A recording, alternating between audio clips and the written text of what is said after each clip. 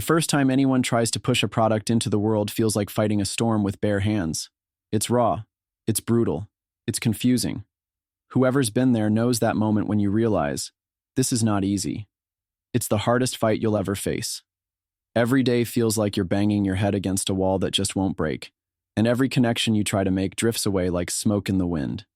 You pour soul, hours, every ounce of energy, and it feels like the world is deaf, blind, even cruel. Why? Because the first distribution channel, the very first way your product or idea breathes life into the market, doesn't just test your business. It tests you.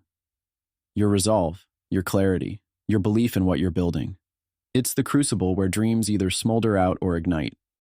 That wall you hit, it's not just a wall made of bricks or money or networks.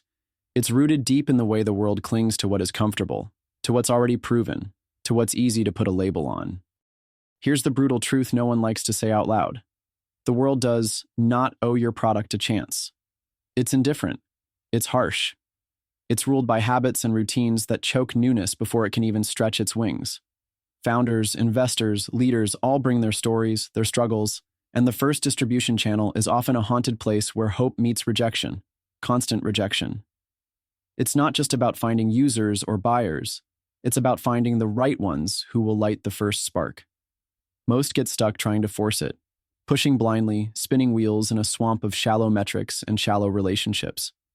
They think if they shout louder, if they throw more money, if they hire the fanciest growth hackers, that magic will happen. But it won't. Not if what's missing is the connection. Real, raw, human connection. The kind that turns a stranger into a believer, then a believer into a champion.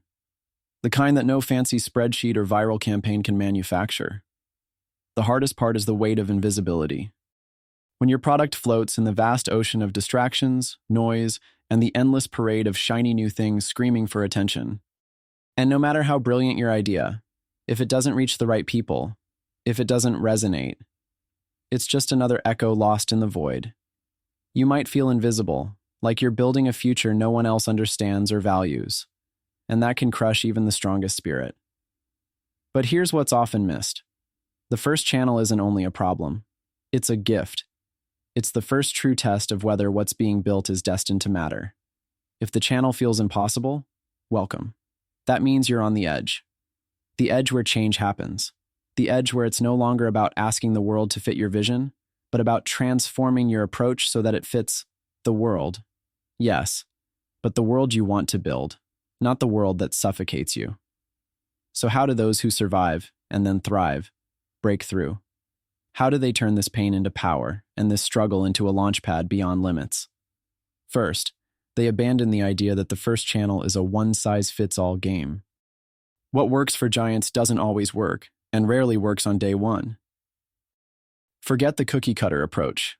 Instead, obsess over deep learning. The first channel is a conversation, not an announcement. Listen harder than ever. Study not just your target, but the anomalies, those who behave differently, who don't quite fit but react interestingly. That's where fire lives. Second, they invest in relationships, not metrics. Growth numbers can hide rot.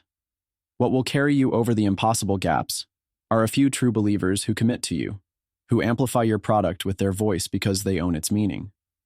This means brutal honesty with your network and yourself. Who is energized, not just interested? Who earns to stand beside you? Third, they master the art of friction. Sounds crazy, right? But too often, founders seek to erase every hurdle. Reality is, it's the friction that creates clarity. The no's make the yeses sharper, fiercer, clearer. When you learn to embrace rejection as feedback, you arm yourself for the battle ahead.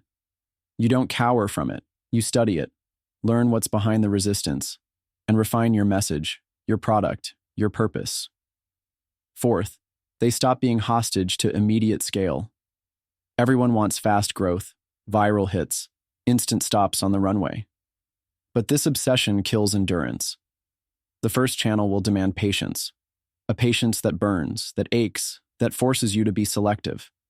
Not everyone deserves your resources, your precious time, your energy. You become a sniper, precise and relentless, not a machine gun spraying desperation. And here's the part overlooked by most.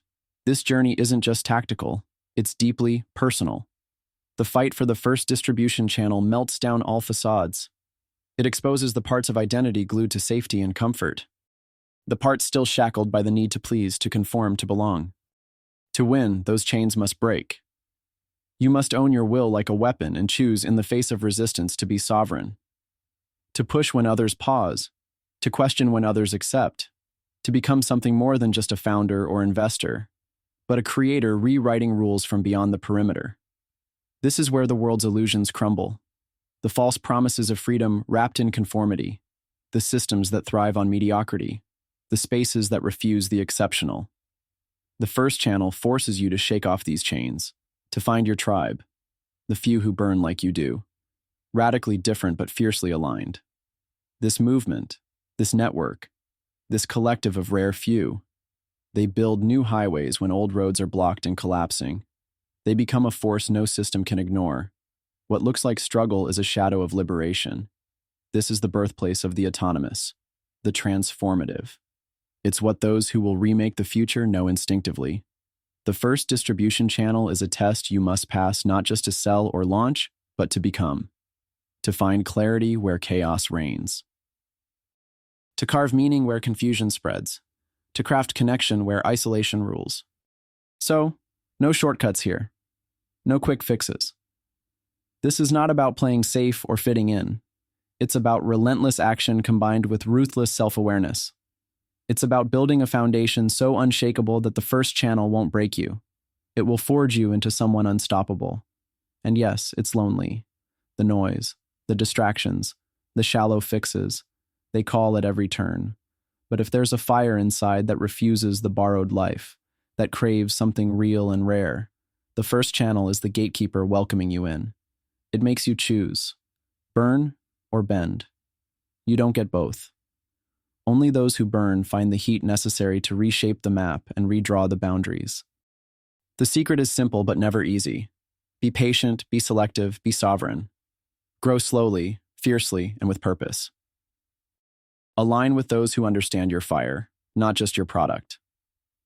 Lose the illusions of comfort and efficiency. They only lull you into failure. Instead, embrace the grind as the channel's truth and your personal ritual of becoming. Right now, somewhere within your struggle is a power waiting to be unleashed. That pain, that struggle, that invisible wall, they're the currency of true progress. And the first channel is your first stage, not your final stop. It's where the world decides if you're ready to start reshaping it. So lean in, learn deeply, connect authentically, and fight relentlessly. Because when the first distribution channel breaks, it breaks open a new you, a founder, a leader, an individual who has transcended the noise. And from that break, everything else becomes possible. The impossible becomes merely the next step. This is the road. This is the test. And this is how the rare, the misaligned, the radical, turn their first hit into unstoppable momentum. By refusing to be broken by the hardest channel, but instead becoming the channel itself.